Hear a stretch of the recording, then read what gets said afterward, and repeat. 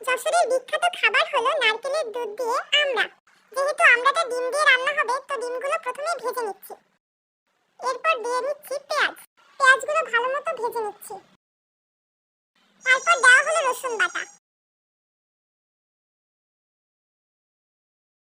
এরপর দিয়ে নিচ্ছি গরম মশলা। এইটাই রান্নার প্রধান উপাদান, নারকেলের দুধ। তো 3 ভাগের 1 ভাগ নারকেলের দুধ প্রথমেই দিয়ে নিচ্ছি। তারপর মশলাটা ভালো মতো কষিয়ে নিচ্ছি। মশলার মধ্যে দিয়ে নিলাম সিদ্ধ করা আমড়া, পরিমাণ মতো লবণ, হলুদ। তারপর ভালো মতো নেড়ে নিব। আবারও দিয়ে দিচ্ছি সেই নারকেলের দুধ।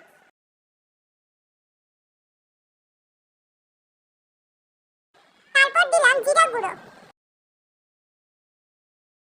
তারপর আবারও তেল না ওঠা পর্যন্ত কষিয়ে নিব। দেখুন কত সুন্দর তেল উঠে গিয়েছে।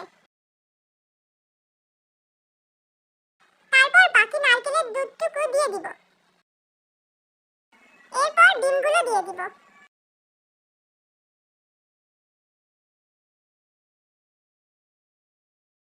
তারপর দিয়ে নিচ্ছি সামান্য চিনি।